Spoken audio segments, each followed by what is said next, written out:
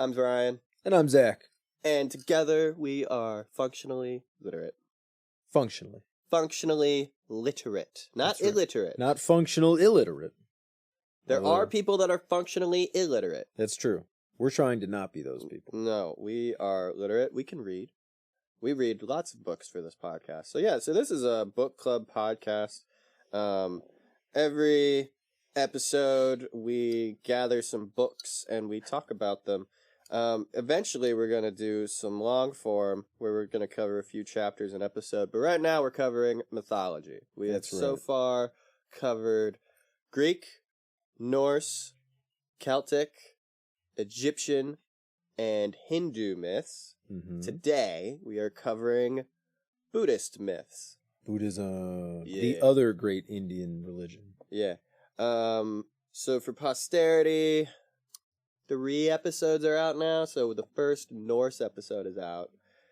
Technically 4 episodes if we count the introduction, the belated introduction. That's right. We put that out after the first couple episodes. But we figured this is a weird place to just jump in. We should do something about that. In the lineup, it's first. That's right. So I want to, before we get started, I want to give credits at the beginning. Because I realize at the end of every episode I'm giving credits. And it doesn't make for a fun-sounding outro with the outro music.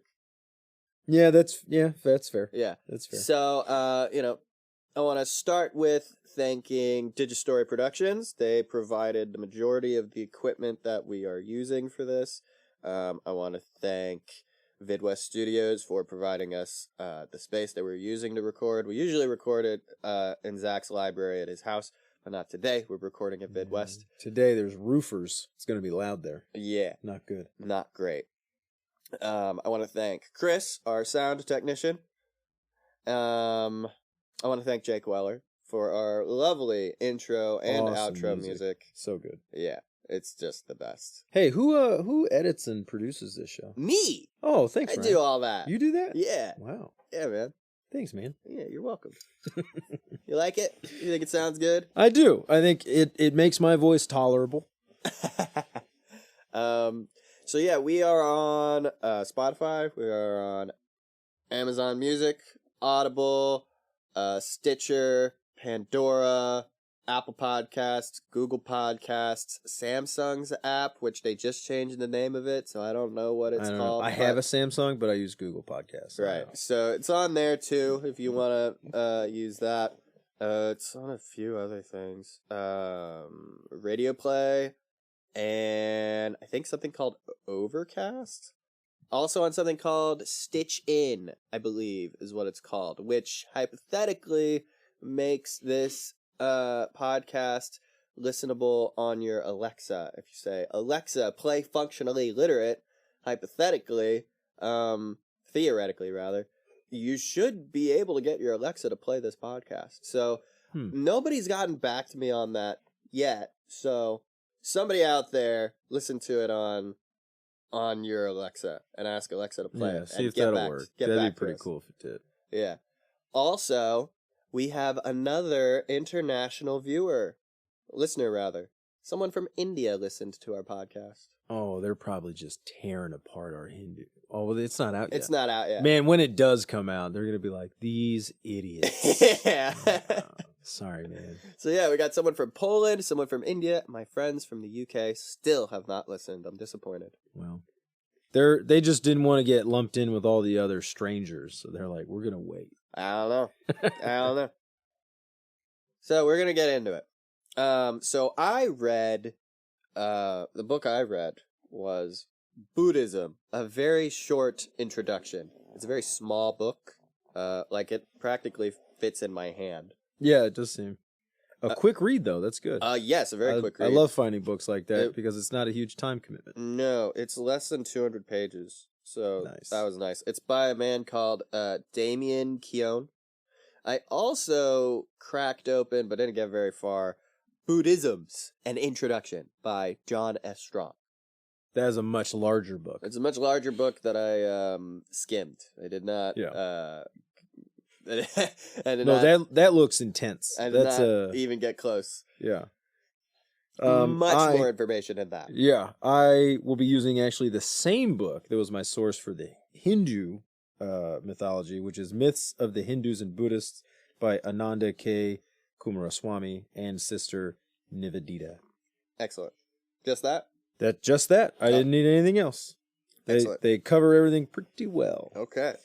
So the first chapter in this book is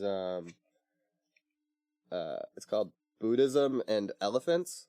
So from the beginning it tells this story of, do you know the story of the blind man and the elephant? Mm-hmm. Yeah, so it tells that story briefly, which, audience, if you're not familiar, there were some blind men who were asked to touch an elephant and identify it, right? And so each blind man touched a different part of the elephant. One touched a trunk, one touched the tusks, one touched a leg, one touched a tail, one touched its side, that kind of thing. And they all came up with a different description for the elephant. And the whole point of the book telling that story was that, like the elephant, Buddhism is not any one thing. And so the reason why I'm mentioning it is because in the chapter it discusses this Scottish fellow called Ninian Smart, who he came up with a way to analyze religions. He said that there are 7 dimensions or aspects to any religion. And so I'm going to list off what those aspects are. Practical and ritual. Words. Voice cracked. Practical and ritual is the first one. Experiential and emotional is the second one. The third one is narrative and mythic. Mm-hmm. Fourth one is doctrinal and philosophical. Fifth one is ethical and legal. Sixth one is social and institutional. And the seventh is material. So I wanted to mention this because I thought it was really interesting because until relatively recently, Western society, when they were analyzing Buddhism, they were only analyzing it from the doctrinal and philosophical dimension, right? Because it was mostly Protestants that was analyzing Buddhism. And they, heavily believe that their doctrine is the way to approach their religion. So that's the same way they approached other religions. Mm-hmm. But because doctrine isn't really, it's just one part of, when you're talking about Buddhist doctrine, you're really just talking about the 4 truths. Yeah. Which isn't a lot to go on. Yeah. With Buddhism. So for a while, a lot of what the Western society knew about Buddhism was very mysterious and misunderstood. Yeah. Yeah. Well, it can be hard from a Christian perspective to relate the same way to texts from a different religion, because in the Christian mindset, the Bible is the literal word of God. Sure. It's divinely revealed, divinely inspired. Whereas nobody's making these claims about Buddhist texts. No one's saying the divine essence of the universe has put these words on paper for us. And so when you're a Christian, and that's how you relate to a religious text, you kind of make this subconscious assumption that that's how everybody relates to their religious texts. So that's why they would be like, well, let's study their doctrine because that's their word of God. And it's like, well, that's not really how they see it. Yeah. So, yeah. So the main reason that I wanted to bring this up is because Mr. Smart's framework of analyzing religion, it's recontextualized what you and I are doing. To me, in a profound way, because what you and I have been doing is we've been approaching all of these religions from the narrative, mythic dimension. Yeah, which I found, I thought was fascinating. It's like, oh wow, kind of being, what's the word? Philosophers ourselves. Yeah, well, so myth in general is philosophical, and I'm not as prepared here because I didn't know you were going to bring this up, but I read a lot of Joseph Campbell in preparation for doing this. You did. And Joseph Campbell says that there's 4 functions of myth. I don't remember all 4 off the top of my head. But one of them is to impose and justify a specific social order, which could be seen as a kind of philosophy. So that sort of goes in with that. The narrative ties in with, well, this is why we do things, or at least this is the story we tell to justify that we do things that way. And that helps, bring up the next generation of people into understanding the social norms and why they do that, and then they fit into society better. Yeah. Well, it's just really cool. I thought, I was like, okay, so what we're doing is we're analyzing religions through this narrative, mythic lens. But anyways, I thought it was cool reading it. I was like, wow. Yeah, we kind of accident into something that makes it seem like we're way smarter than we are. Yeah. We're just reading cool stories. We're just reading cool stories. Because what we want to get to is nerdy books. Yeah. And so we accidentally undertook this scholarly effort. Yeah. Even with the book that we decided to start reading, La Morte d'Arthur. I would argue that's a scholarly undertaking. Yeah, it's a classic. Just trying to make that into something legible for people to understand. Yeah. Yep. Anyways, so the story that I'm gonna tell is the story of the Buddha's life. Broadly, generally speaking. The main life. There were many lives of the Buddha. The Buddha's last life, I should say. Yeah. So, before the Buddha was born, his mother, Queen Maya, had a dream that a white baby elephant entered her side.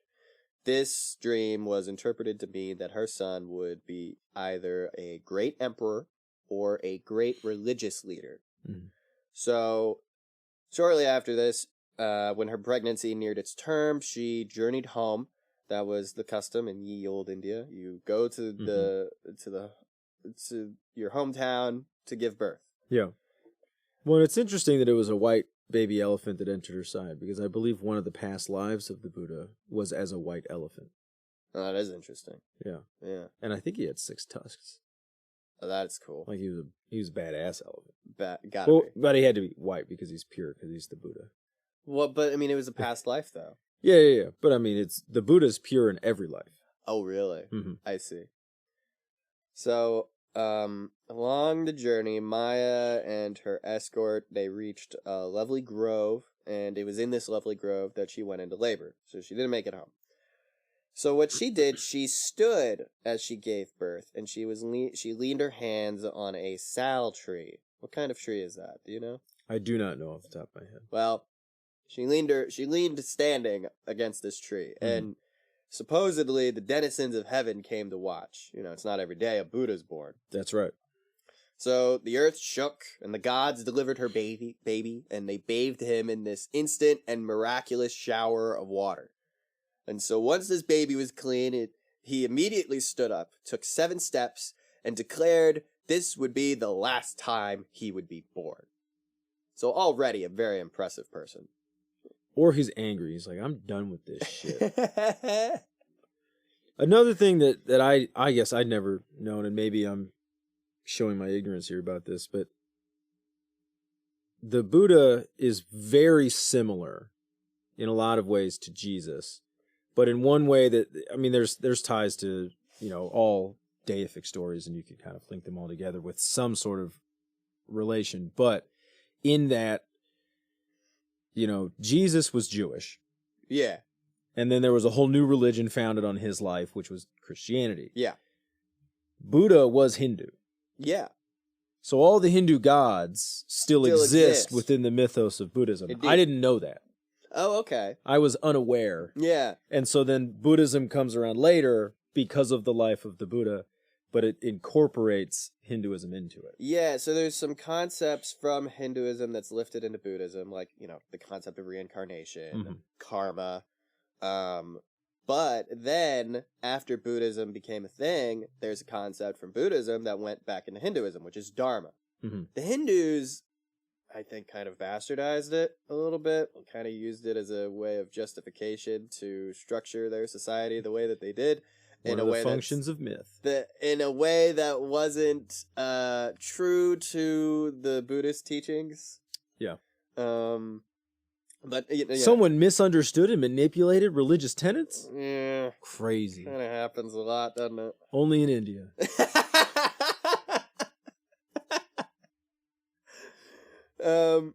Anyways, this baby, after declaring this would be the last time he was born, was named Siddhartha Gautama.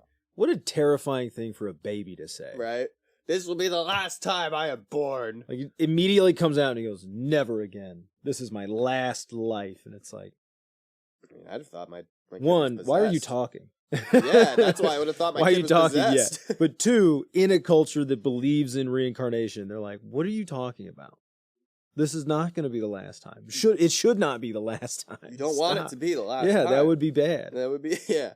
So, unfortunately, a week later, his mother died. He was raised by his maternal aunt, Pajapati, who became the second wife of his father, King Sudhodana. So, yeah, he just moved on to the next woman in the family. Yeah. I mean, that could be a cultural thing. I don't know that much about Could be. Indian marital practices. I imagine he had a harem. It seems likely. Yeah. Yeah. So yeah, very little is known about the Buddha's childhood, other than he lived a life of luxury in his father's 3 palaces. Mm-hmm. He had a rich daddy. He sure did. His daddy was a king. So yeah, not much was known, but it is noted that he was a kind and thoughtful boy, and he had latent psychic powers. The baby just keeps getting scarier. Well, I mean, they were latent, so they weren't known. Yeah. He had psychic powers, but nobody knew. It's just this little dark phoenix running around. You're just like, uh-oh. Yeah. Any minute, he's just going to snap. So, yeah, he lived a very pampered, spoiled, comfy life because his father knew about his late wife's dream, and he knew what it meant, and he was terrified his son would become a religious leader instead of an emperor, right? Yeah. You know, he's a prince, Gautama is. Yeah. He wants his son to become king, to succeed him. And as far as we know, there's no other heirs. There's no siblings. Well, certainly not from his first wife. Right. So it's just him. So if he runs off to be a hermit, who's there to take his place when the king dies? I don't know. Narrative doesn't get into that. It's nobody. Yeah. But I think it's also narratively necessary that he has all of this luxury growing up. Mm-hmm. One, because then it makes the shock of him learning that that's not how everybody lives way more stark. But when he then gives it up, there's consequence. There's stake to it. If he were born poor, wouldn't really matter. What's he losing by going to be the hermit? Yeah. Nothing. No. But because of this upbringing, he loses everything. Yeah. Like he literally loses everything. He was the king. He was going to get everything. And he's like, nah, I'm going to give that up. So this is, I'm going to get into the story of why he gave all that up. So he grew into a young man, with, married with a son, and, continued to live this comfy, pampered life in these 3 palaces, but he was restricted to the palaces, and understandably, this was an unfulfilling life for him. Yeah. Funny thing, when you live only a lap of luxury, you get bored of that luxury. Mm-hmm. So he wanted to see the world outside the palace, but his king, the king, who was a very doting father, despite restricting him to the household. Yeah. He acquiesced, but he arranged that the city be clean and free of all but healthy young commoners. Yes. And he insisted, attractive young people. Yeah. I want the streets swept. I don't want a piece of garbage. Mm-hmm. You get all the old people, get all the poor people, you get all the sick people, you get them the fuck out of here. That's right. Not for my son. And I don't want my son to be offended by their presence. Yeah. So Gautama, he was also told to remain in the chariot. Mm-hmm. Let his valet take him around. Yep. Which, guided tour. Yeah. Just another way to control the narrative that he's trying to create for his son. Yeah. He's removing agency from his son. Yeah, so somehow, despite all of this, Gautama saw an old man. So I think in my reading, it was specifically one of the gods was like, no. We're going to show you. Because the gods know that he's to be the Buddha. And so they're like, well, we have to give him this experience. They arranged it to happen. So one of the gods becomes an old man. One of the gods, it's unspecified, who arranged for this to happen. I'm guessing Indra. If I were to allege. I mean, Indra or Vishnu or Brahma, probably one of those. One of those three. So he sees this old man, and it disturbs him because he'd never seen an old man before. So presumably the oldest man he'd ever seen was his father. Presumably. So he's disturbed by this. He tells his valet, "Take me back home," and he reflects on the reality of old age. Yeah, well, because he's confused at first. He's like, what the fuck is that? Yeah. And his valet's like, well, that's an old guy. And he goes, what do you mean an old guy? And he goes, yeah, that happens to everybody. He goes, everybody? He goes, it's going to happen to you too. And he was like, fuck, get me home. This is terrifying. So this was not his only outing. He went on other outings. On his second outing, same scenario, right? Like, gotta control the narrative. Can't, like, just healthy people. But and I assume it's actually even harsher and more strict because presumably the king knows that he saw the old guy and he's like, no, we can't have that fuck up again. Can't have that again. So I in my mind, I'm envisioning like every time that this happens, the king is getting more desperate to try to control it and is like more particular about who he's allowed to see. Yeah. And he's more particular about how clean everything has to be and what route he can take. But so on the second outing, the gods arranged for Gautama to see a sick man. So he saw someone going through the throes of sickness, and that disturbed him too, because he'd never been sick before. He'd never seen anybody in his life sick before. You know, comfy palace life, there's no way you're gonna get sick, most likely. Or if somebody does get sick, you're like, don't go near the prince. Yeah. You just send him to work in a different part of the palace. Right. So, that disturbed him too. He immediately goes back home to reflect on disease and sickness. Third outing, he saw a dead man getting buried. Yeah. Now that would be traumatic. If you were not aware of death, that death existed. Yeah. Like as an adult man with a wife and children, or I guess child, he only has the one. Not aware that at some point your existence will cease. I mean, as a child, contemplating death is pretty scary. Oh, yeah. What? And it's hard to. Like, it's just hard to fathom what that really means until you reach a certain, like, mental acuity, I guess. So, as an adult learning about death, I can't even imagine. Yeah.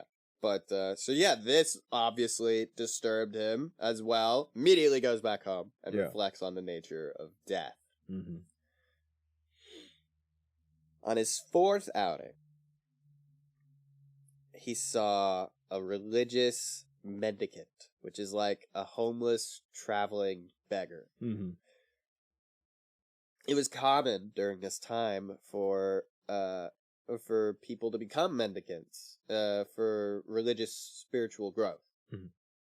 So he sees this mendicant, and he realizes this is the solution. This is his inspiration for like what he's gonna do with his life. He's like, this is what I will do. There is a spiritual solution to this problem. There's a spiritual solution to age and sickness and death, because he realized that not even the palace walls, because there's walls around this city. Yeah. Not even the palace's walls can prevent death. Yeah. And I think it's interesting that, and this is, I think, usually the case, that the call to religion in general is suffering. If he had never experienced suffering, he never would have been religious. That's true. And even the way they're presented is it's first it's old age, then it's sickness, then it's death, and then it's religion. Yeah. They didn't introduce religion first, because that wouldn't have disturbed him. It would have been like, it would have been confusing. You'd be like, what's this guy doing? He's over there, he's meditating on the sufferings of the world. You'd be like, I have no frame of reference for this. What a silly man. And you would have moved on. Yeah. But now he knows all of the suffering, and then he sees that, and he goes, oh, that makes sense. Yeah. I think that's generally the case with religions, although not exclusively, is that it's formulated after the conscious experience of suffering. Yeah.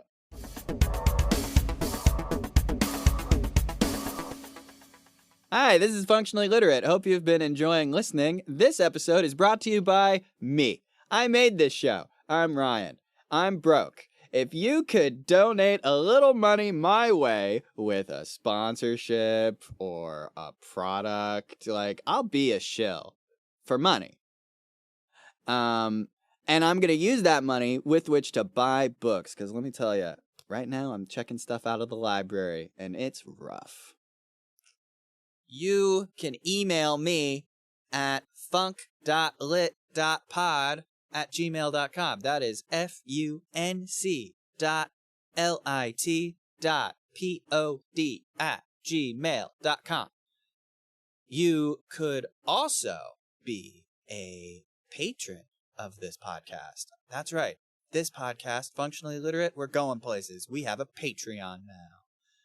You can give me $1, and in exchange, you will be able to listen to this podcast ad-free. That means right now, you don't have to listen to this bit. You can listen to the podcast uninterrupted. It just goes without me going on about things that you don't care about. Just for $1. And that will increase in value every 2 weeks because there will be another ad-free episode. Additionally, if you'd like to just pitch a little money my way, like you're not interested in being a patron, you can go to my PayPal, which is also in there. I made a Funklit PayPal. It'll all be in the description. All the links in the description.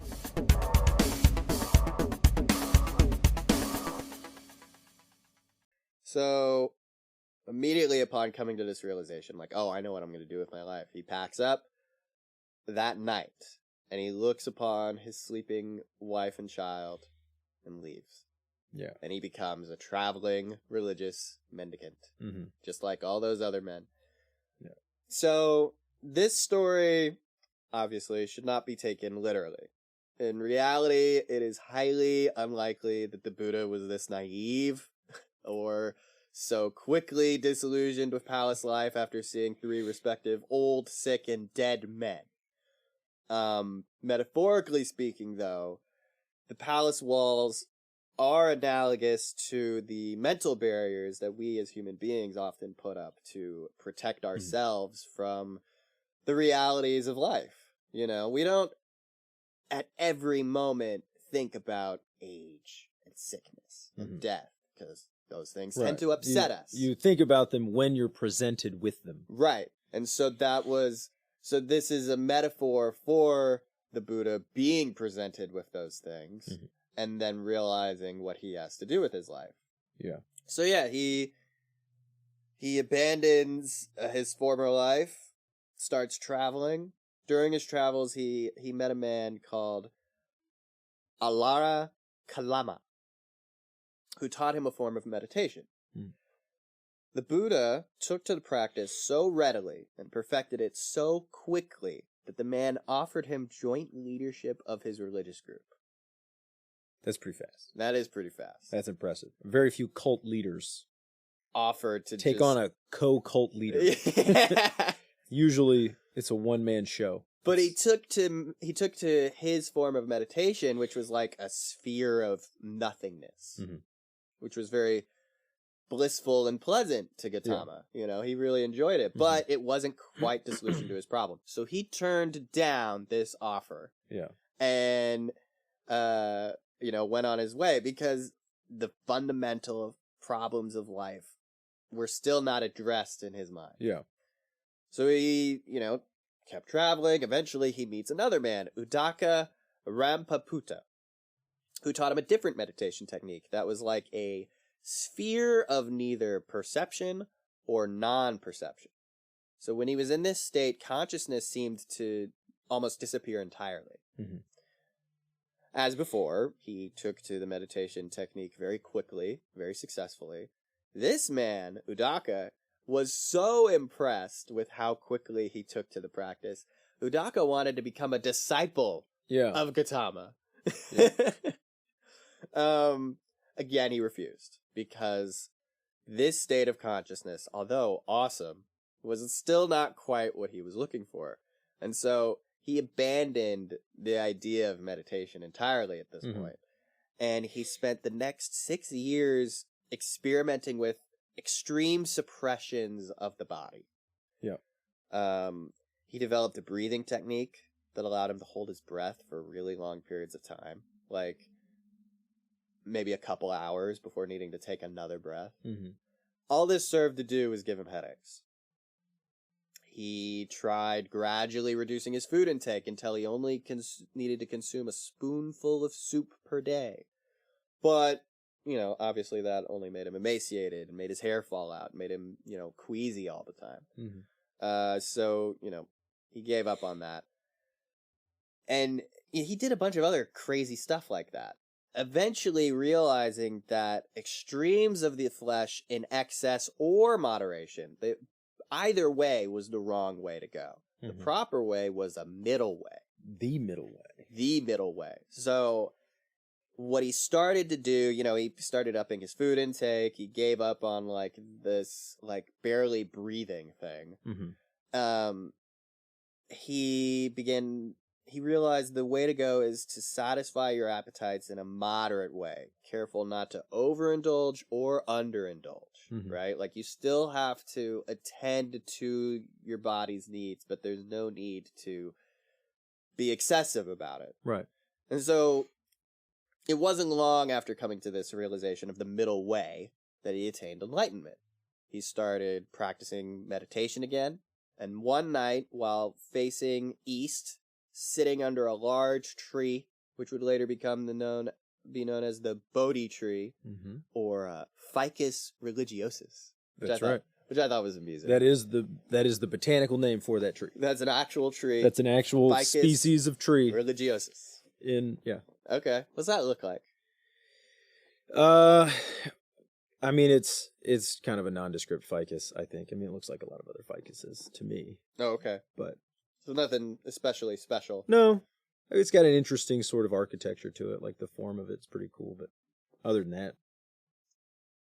Now, what I find interesting about this sort of path to enlightenment is that he makes a point to stop at every part of like the main practices of Hindu religious people.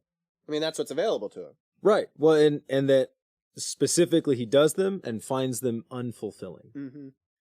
He tries the meditation. He goes, this is just not, it's not answering the questions. It's not solving the problems for me. He tries the ascetic practices, the self-denial, you know, the deprivation. And he's like, well, this isn't helping me either. And so it very succinctly like pokes holes in all of sort of the Hindu practices of like, that doesn't work. That doesn't work. That doesn't work. Yeah. So before, you know, he comes up with his own solution, which is, you know, Buddhism. Well, anyway, so he's sitting under this tree, he's meditating again, and this is when he attains enlightenment. He acquired the ability to remember all of his past lives in full detail. He attained clairvoyant powers, which allowed him to see the good and evil in all things, and knowledge of how many lives they had and how they would die, crap like that, or if they were dead currently. And he attained the knowledge that he had rooted out of himself all cravings and ignorance once and for all. He had achieved nirvana in life. He stayed near the tree for 7 weeks, pondering his future and what he should do with his life now that he's attained enlightenment. He considered becoming a teacher, but he had no idea how to even begin explaining nirvana to anyone. I mean, like, how could you? Yeah. He then considered becoming a hermit, you know, just, you know, living his life in solitude and just waiting until he died. Because killing himself was not the answer. And then after consulting with one of the Hindu gods, because one of the Hindu gods came to him and spoke with him about this, like, hey, you've attained enlightenment. Wow. Because not even gods attain enlightenment. Right. You know, that's not a thing that happens. He decided he would teach how to attain enlightenment rather than explain enlightenment itself. Right. So these teachings are known as dharma, like those teachings themselves. Mm-hmm. So I think it's interesting that Hinduism incorporated that, but it makes sense. Yeah. Well, I mean, these are two both like concurrently practiced religious traditions. Right. And they sort of fed off of each other, culturally at least. Mm-hmm. So with his newfound clairvoyance, he wanted to reach back out to his old teachers, but with his newfound clairvoyance, he realized they were both dead.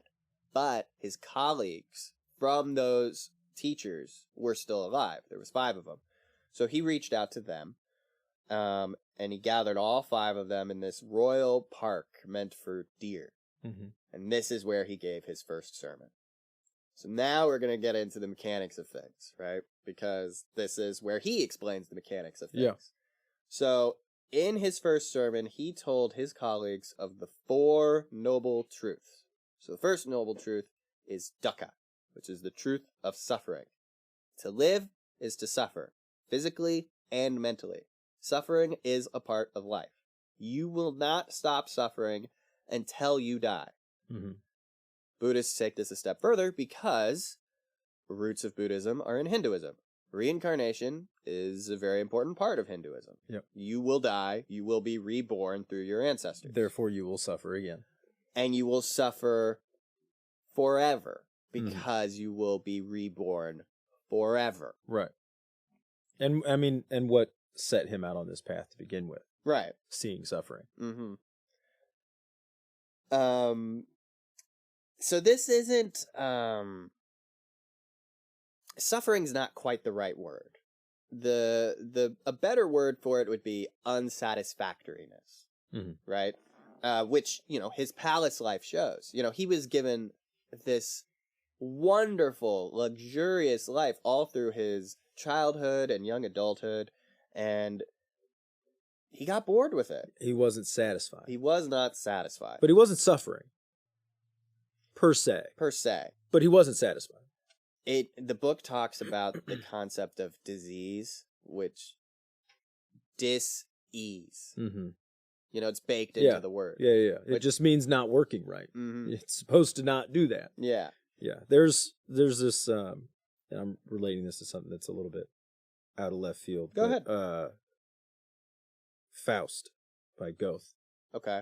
There's a line, and I'm going to have to paraphrase because I don't know it off the top of my head verbatim, but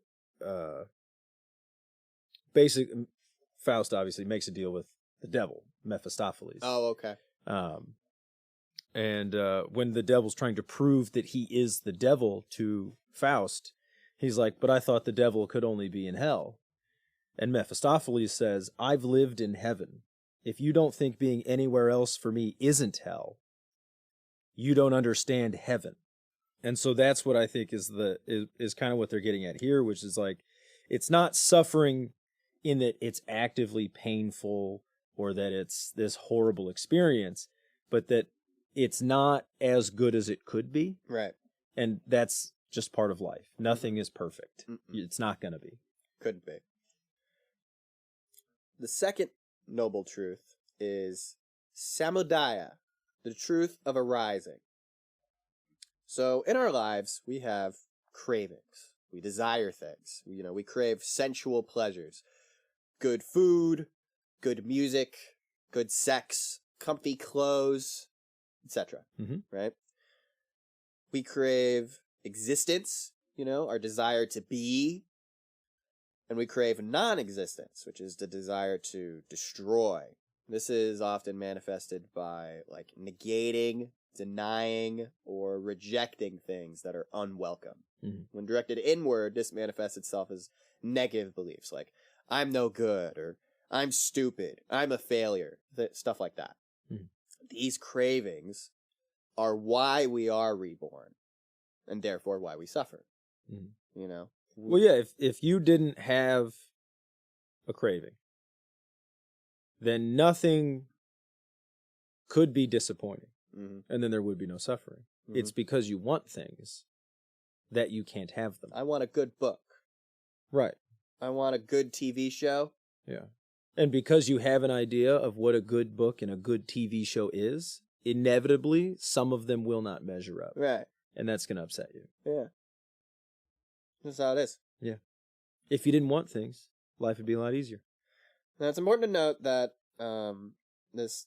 it does not mean that all desires are wrong, because it talks about desires, right? Yeah. Like, we desire good food, we desire good music, we desire all of these things.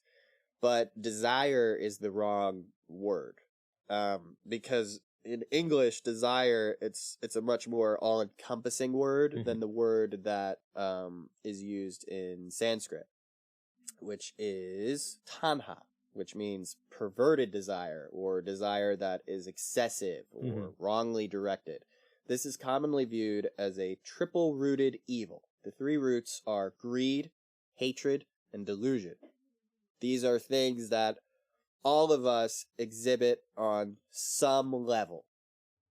And there's another Sanskrit word for desire called chanda. Chanda would be positive desires, like wanting others to be happy or having positive goals for yourself and others. So just keep in mind, when we're talking about the second truth, we're talking about negative desires, right? Like, it is perfectly appropriate and encouraged for you to want positive things, positive desires for people. Yeah. It's these negative desires of excess that are the problem. And the book gives a great example of this, in my opinion. Smoking.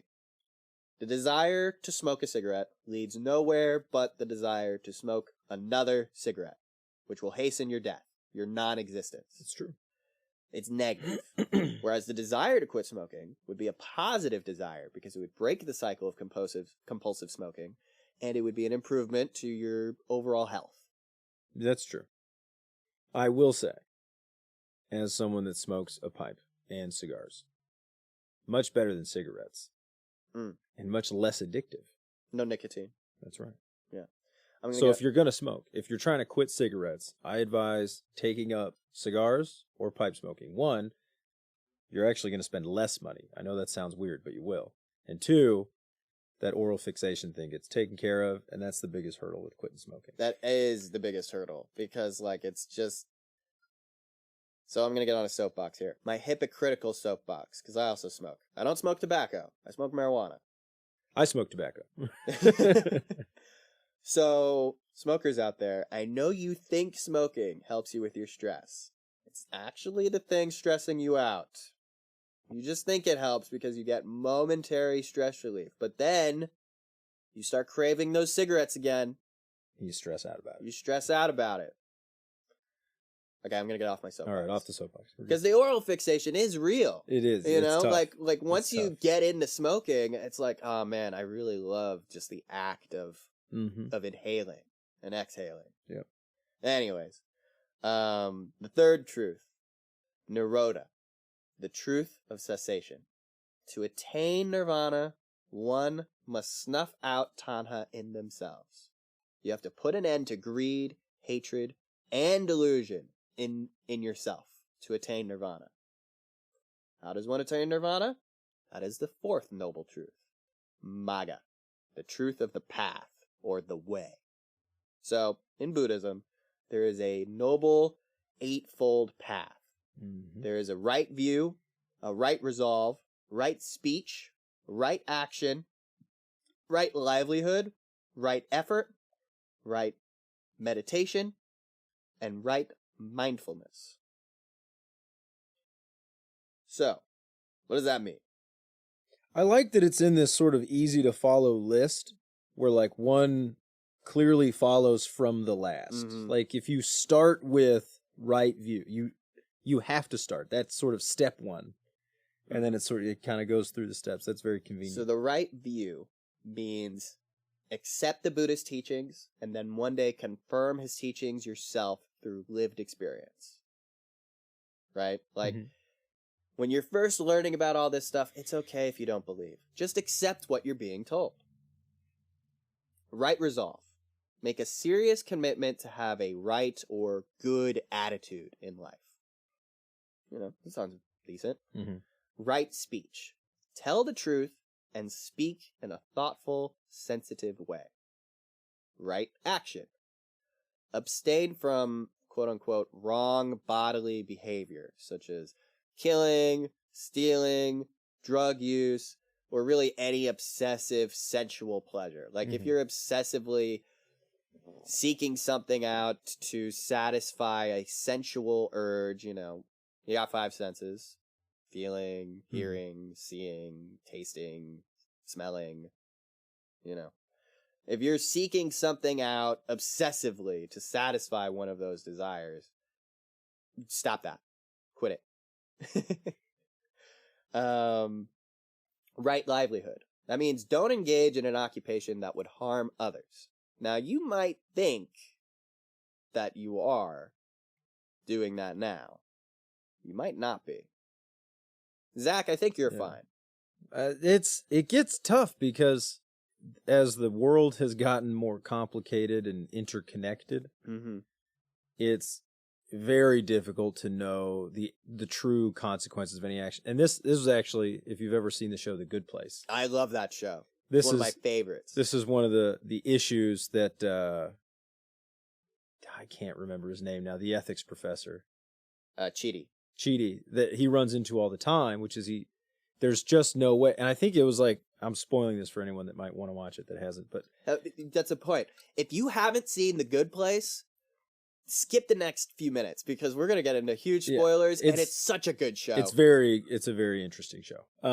But where they start talking to like the judge of souls, and they're like, look, there's no way we can meet these requirements that you've put up because literally everything will at some point have a negative consequence. Even buying a bouquet of flowers. Right. And it's like, but there's no way I could have known that.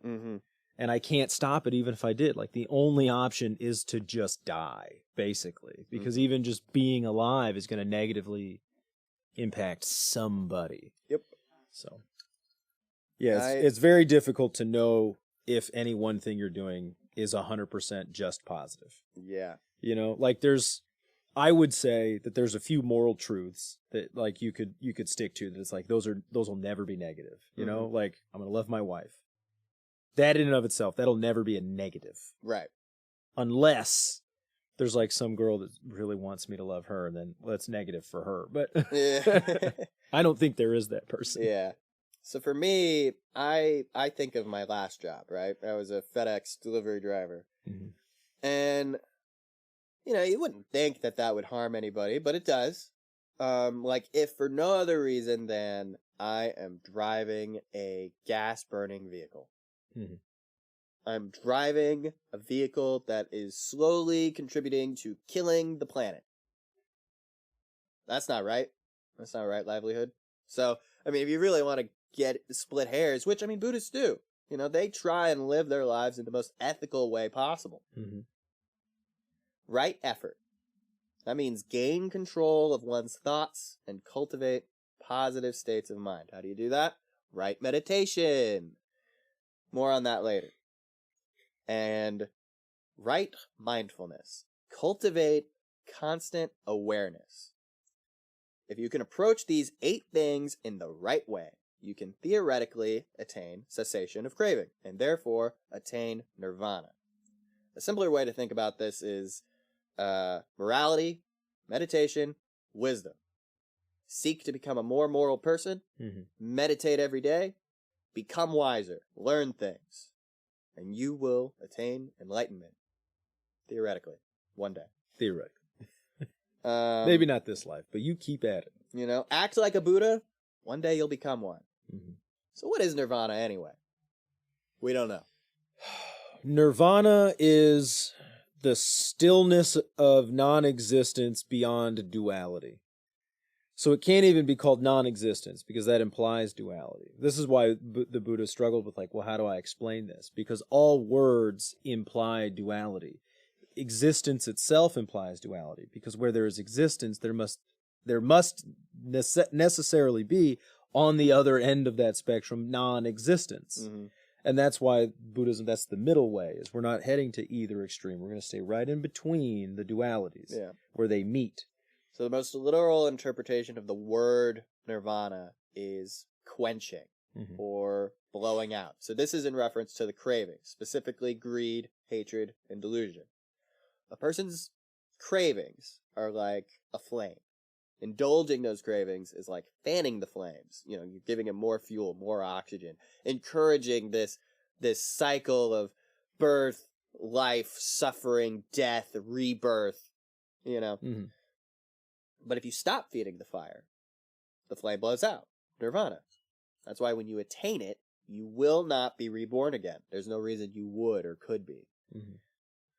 Into what you were saying about like why the Buddha struggled to explain the concept of nirvana. He had a really funny analogy explaining why it's pointless to try. Mm-hmm. So he said, asking about what nirvana is, it's like if a man was shot with a poison-tipped arrow and instead of trying to remove it, he asked for unhelpful information. Like, who shot me? What was his name? Where did he go? How far away was he when he shot me? What kind of poison did he use? What kind of wood is the shaft made out of? Like, knowing the answers to these questions doesn't help you attain nirvana. Yeah. It's pointless to ask. The important thing is attain it. Yeah. Because otherwise, you'll know when you get there. Just fucking get there. Like, you're suffering now, man. Like, asking what nirvana is, like, you wouldn't understand it anyways, even if he was able to explain it to you. Well, and that's sort of the terrible irony of it all is it's like, okay, well, nirvana is the lack of suffering. Mm-hmm. What does that feel like? You don't know because suffering is constant and inevitable. I think of Plato's allegory of the cave. You remember that one? Mm-hmm. So for the audience out there, the allegory is, if all you have ever known is life in a dank, dark, hard, wet cave, and someone tells you, no, there's light out there. What's light? That sounds scary. You don't even know what it is. I don't even know what it is. It just wouldn't make sense to you. Mm-hmm. You'd be like, light? Like what? And then like, it's all how everything in here is black. It'll be white out there because there's light. And they'll be like, what's white? What is that? What's black? What is this? These words you're using to delineate things don't exist to me. Yeah. Exactly. So it just doesn't make sense. And that's sort of the real issue with basically all religion is that it inevitably leads to a point where the mortal human mind cannot accurately conceptualize what it is trying to communicate. Mm-hmm. Like it just can't make sense. Like in Christianity, we have that issue with the Trinity and like the personhood and divinity of Jesus, where he's definitely totally God. But he's also a person. But he's also definitely totally human. Yeah. And he's both of those at the same time. Mm-hmm. And you think, well, how the fuck can that be? And it's like, because he's got, like, that's all we can do is, well, because divine. And you don't know how that shit works because you're not. And you just can't. And so it's very difficult to explain because we don't have the frame of reference for it all. We will be back, and I'm going to talk about meditation.